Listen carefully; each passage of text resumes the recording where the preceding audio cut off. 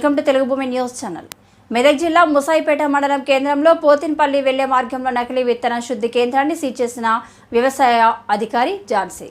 ప్రభుత్వం నకిలీ విత్తనాలపై ప్రత్యేక దృష్టితో ఫెర్టిలైజర్ షాపులలో తనకి రోజు చేస్తుండగా గుట్టుచప్పుడు కాకుండా దొంగచాటుగా తయారీ యూనిట్ల ఏర్పాటు చేసి విత్తనాల శుద్ధి కేంద్రం నడపడంపై రైతులు ఆగ్రహం వ్యక్తం చేస్తున్నారు. నూతనంగా నిర్మాణం చేసి ఎలాంటి అనుమతులు లేకుండా ఓ గోదాంలో నకిలీ విత్తనాలు శుద్ధి చేస్తున్న నిర్వాహకులు అక్కడ ఏ సీడ్ అని బోర్డు లేకుండానే ప్రాసెసింగ్ చేయడంపై జిల్లా కలెక్టర్కు ఫిర్యాదు చేస్తున్నట్లు ఆమె తెలిపారు.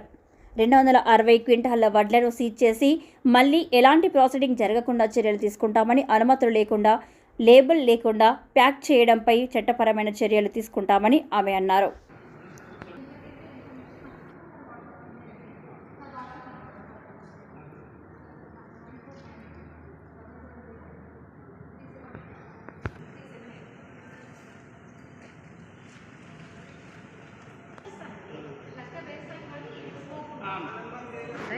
ముసాయిపేట రోడ్లో విత్తన తనిఖీలో భాగంగా సీజన్ స్టార్ట్ అయింది కాబట్టి అన్ని గోడౌన్స్ వెరిఫై చేస్తుండగా ఇది ఒకటి అన్ఆథరైజ్డ్ గోడౌన్ కనిపించిందండి.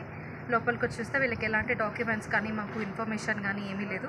ఇక్కడ అన్ఆథరైజ్డ్గా ప్యాడీ సీడ్ ప్యాక్ చేయడం జరుగుతుంది. లోపల కొన్ని బ్యాగ్స్కి లేబులింగ్ ఉంది, కొన్నిటికి లేవు. సో మొత్తం అన్ని బ్యాగ్స్ సీజ్ చేసి డిపార్ట్మెంట్ తరఫు నుంచి శాంపిల్స్ డ్రా చేసాము.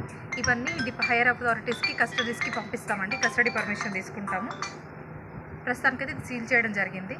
కరెక్ట్గా పంచనామా చేసి అలైడ్ డిపార్ట్మెంట్స్ని థర్డ్ పార్టీగా రెవెన్యూ డిపార్ట్మెంట్లో విఆర్ఏఎస్ని హెల్ప్ తీసుకొని పంచనామా డ్రా చేసాము.